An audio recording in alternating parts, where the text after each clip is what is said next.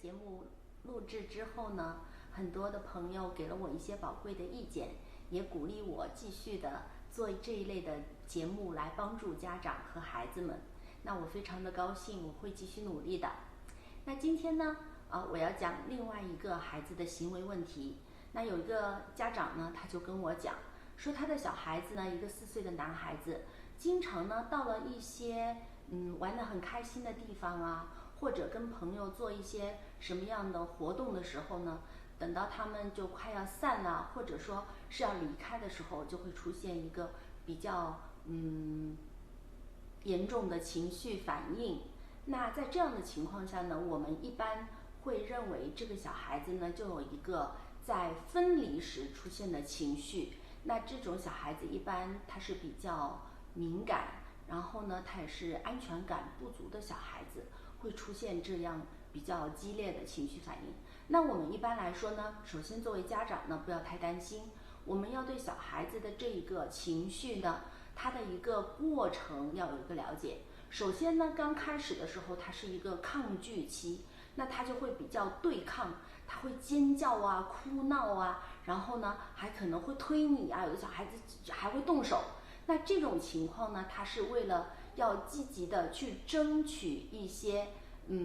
方式方法呢，来拒绝离开这个地方，达到他自己的目的。那在家长的坚持和劝导之下呢，一般来说小孩子就会到了一个失望期，他知道其实没什么用了这个反抗，于是他们可能就会哭啊，然后就想不理你啊，把头回过去不看你啊，然后就不理不睬的，那个是一个失望期。到最后呢，他慢慢的因为离开了，他也逐渐的忘掉了，那这个时候呢又到了超脱了，就是这样。那所以这个过程呢是一个必须的过程，有的人快一点，有的人慢一点而已。所以呢，家长不用太担心，我们了解了这个孩子有一个这样的情绪过程，但是你要做什么呢？你一定要做到，你千万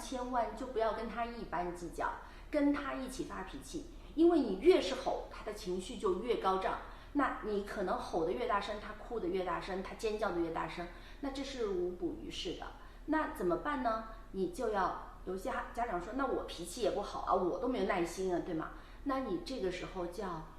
深呼吸，跟自己说，这是我亲生的。然后你再用平和的态度去拥抱一下你的小孩子啊，用非常平和的语气来问这个小孩子，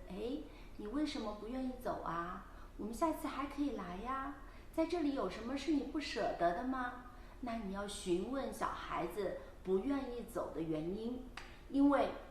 对小孩子来讲，他出现这个不安全感一定多多少少是有理由的。也许他曾经在经历当中是有一些东西莫名其妙的就消失在他的生活当中了，他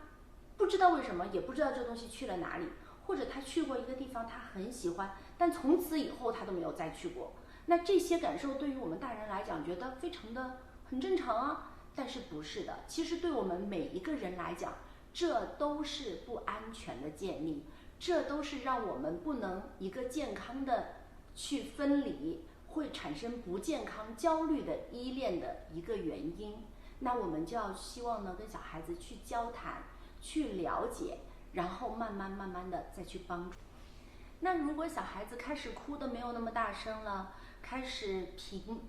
平静一点的时候呢，你这时候并不是说已经没有事儿了，那我们还可以用什么方式呢？就是我们跟小孩子一起定一次下一个时间来这里玩儿。因为我不知道你的小孩子是什么原因啊，这是你要跟他交谈，让他感受到的。当然了，有一些小孩子他未必能说出来，因为越是语言发展的比较成熟的小孩子，比如说很能说，会到了他叽叽呱呱叽叽呱呱，他把自己的理由都讲出来。但有一些小孩子其实他的语言可能发展的并没有那么成熟，那这样的情况下他可能出现的情绪会更大，那也需要我们家长平时对他的了解啊，然后去猜测啊。那如果是真的是觉得他是不舍得离开这里，他很想再来的时候呢，我们也可以尝试一下跟小孩子一起定一个计划，就是你可以拿点诚意出来啊，拿出你的 catalog， 拿个手机出来，把这个日期拿出来，然后跟他讲说，哦，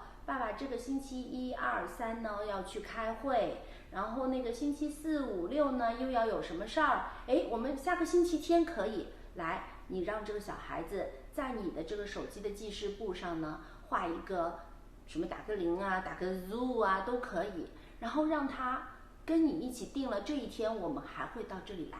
当然了，爸爸妈妈说话可要算数哦。如果你只是想要敷衍一下你的小孩子，那就大错特错了。因为你骗了他这一次，那他以后其实心里对你讲的话都不信任了。那你下一次再跟他讲任何的条件，其实小孩子的心里对你没有信任，他的不安全感会越来越大，他可能就不会那么听话了。所以你一定要珍惜你自己在小孩子面前的诚信哦。所以你跟小孩子一起定下了这个下一次来的计划，那你一定在可行的情况下，你应该去尽量的做到，让这个小孩子感受到爸爸妈妈是非常安全可靠的。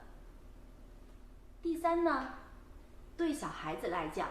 其实越是年龄小的小孩子，我们更加要给他们有一个心理准备。其实在非常短的时间内，立刻停止小孩子在进行的活动，拿走他的东西，或者转变一个环境啊，这对小孩子的那种心理呢都是会有不太好的影响的。那特别是对一些比较敏感的小孩子，他们会特别感觉不安全。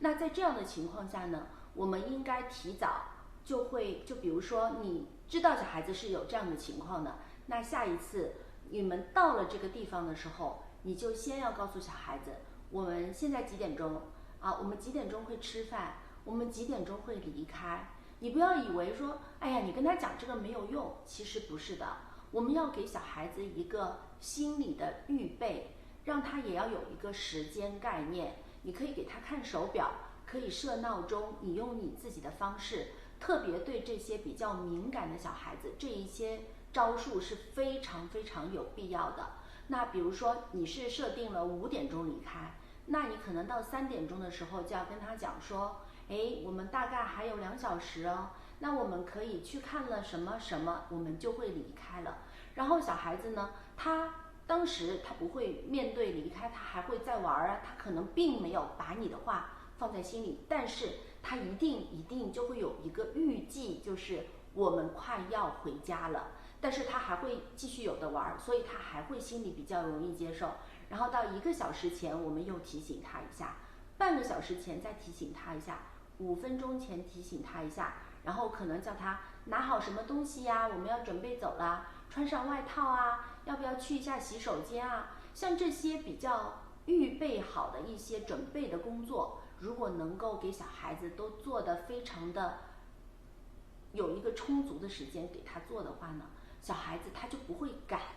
他不会赶的话他就不会紧张，那这样的话呢，其实他就不会那么容易会有这种情绪的反应。那针对这样的一类的小孩子呢，我们就要用一个平和的态度，一定是，然后用一些方式方法让他尽量有一个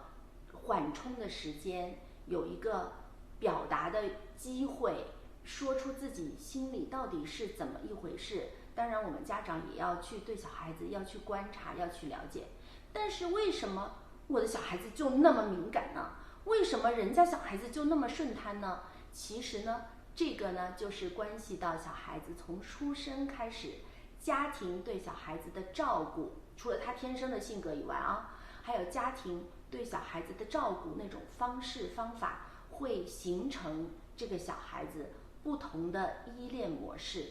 那这样的话呢，就会造成他以后与人相处的那种安全感啊，甚至于等到他成年以后，与人发生亲密关系，都是会有很深远的影响的。那下一期我们会讲依恋模式。